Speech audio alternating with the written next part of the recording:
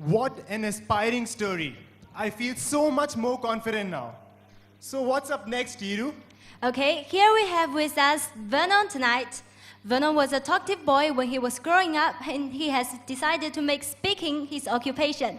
Today, Vernon talks across Singapore, all over Singapore, on almost any topic. Okay then, let's pass the floor to Vernon for the much-awaited stand-up comedy. Enjoy. Round of applause, please.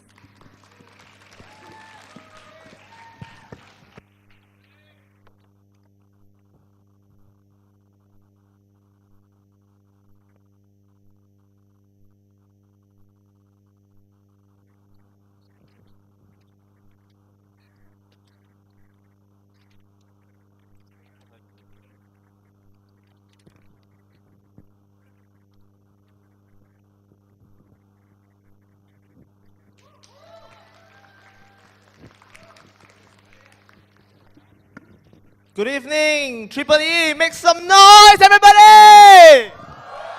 Triple E, make some noise, everybody!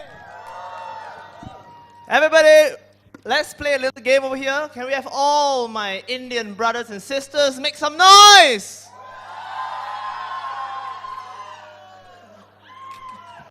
That's enough. Can I have all my Chinese brothers and sisters make some noise? Can I have all my Singaporeans, brothers and sisters, make some noise? That's the future of this country, my friends. Good evening, everybody. My name is Vernon.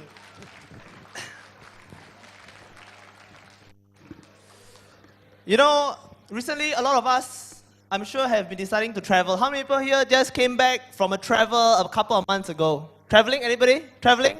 Those who traveled in the last 2 months, make some noise. Yeah. I'm sure everybody who travels have the same problem. Whether you travel alone or you travel with people, you always have the same problem. When you're at the airport, everybody always does this to check for their passports every 5 seconds. They do this.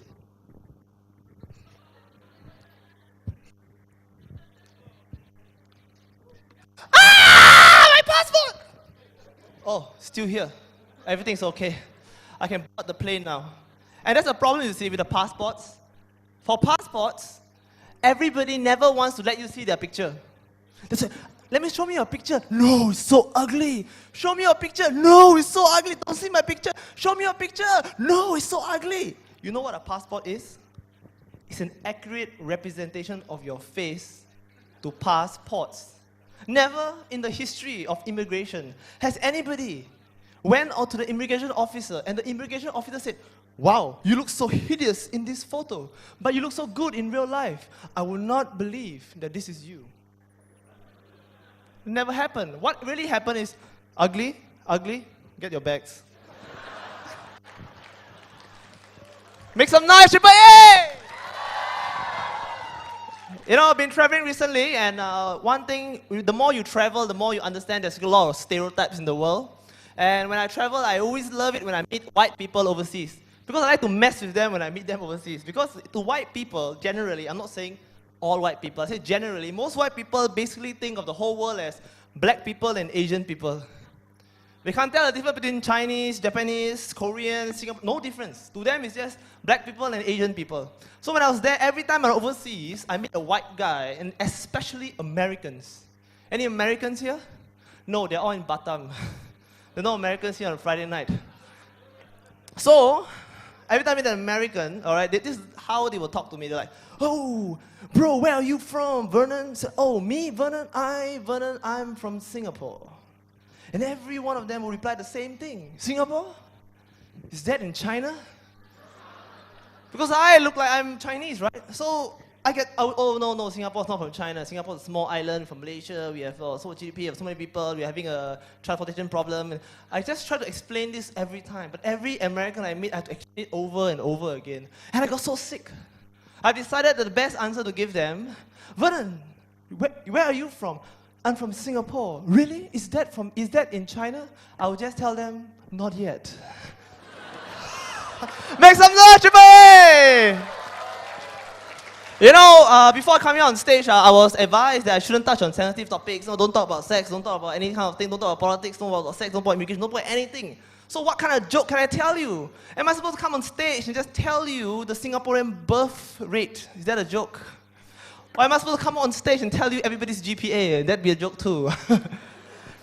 You know, I came to this room, last year I came to the spot, I was really, really very impressed. And I was speaking to one of my friends, I said, wow, how do you guys get so many people here? I said, I don't know, but maybe I give them a lot of goodie bags. Then I told them, bro, there's a better way for you to get this whole auditorium filled with people, NTU students, Exco, do you want to know how? Fill this whole room full of people, every seat taken for your EEE night. Do you want to know how? Yes?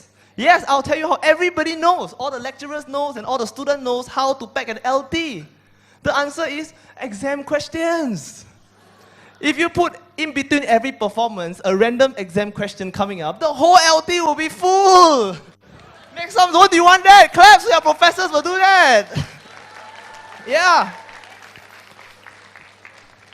Another thing about I really got to hand it to them is, you know, recently I was in a toilet in the, I was in, which country was I in? Okay, I was in Switzerland once, and they had a toilet. Okay, their toilet is really high-tech. Really high-tech, but I don't understand why is toilet so high-tech. In the past, when you want to go into a toilet, all you do is you go into the toilet, you switch on the light. Okay? You switch on the light, you go in. And then you do your stuff, and you get out, and you off the light. Now, they have this new high-tech technology where you walk in, and you just move, and the light will switch on. Sounds cool, right? Wow, this is amazing technology. Until you are on the toilet, and the light goes off. And then you start to move, and you try to get the toilet. Oh, that's really silly, don't you think so? Right? How about this? And okay, now you go to the toilet, everything is good, and then you go into the tap. In the past, how do you switch on a tap? You go there, you on the tap, you wash your hand, and you close the tap. Now, today, you go to the tap, you press, and the government decides how much water you get to use. This is the amount a man requires to wash his hand. But if you want some more, you are within your citizen rights to tap again, and you get more water. That's okay. Now, technology has advanced so much that humans no longer know how to access water from a tap. You go into a toilet, you will see rows of people standing in front of their tap, practicing Tai Chi. Do you know how to work this? I have no idea. I think I know how you're going to use your legs to switch on the tap. Make some noise, Japan! You know, that's for toilets, you see.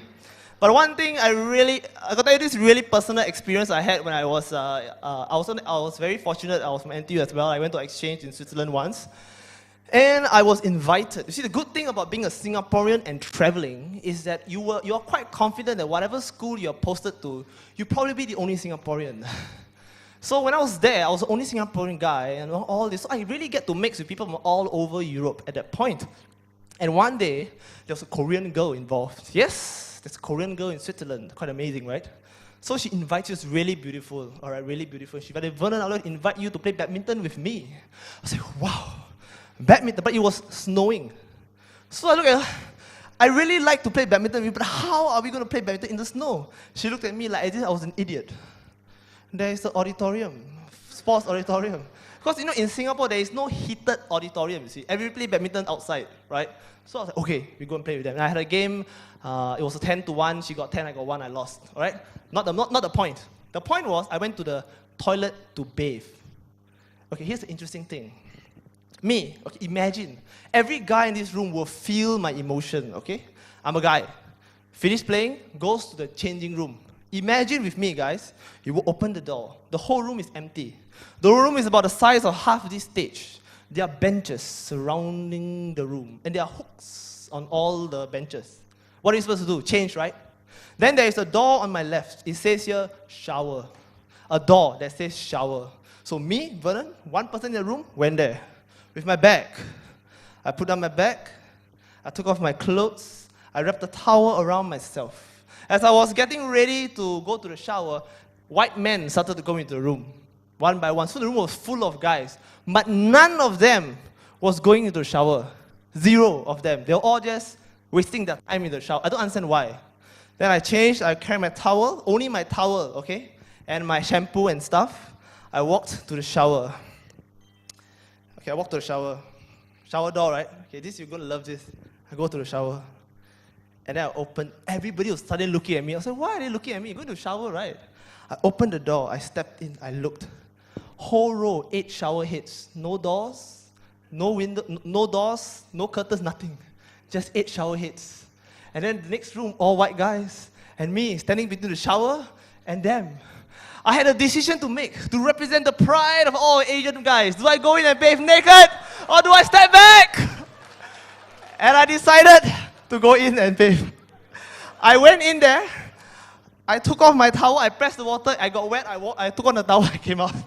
But I couldn't turn back at the moment. So that was my particular story over there. And when I'm traveling, you see, you really got to understand, when I travel, fortunately, you really get to meet different kinds of people. And the favorite kind of people I get to meet is that you notice that you always meet Indian people all over the world and Chinese people all around the world.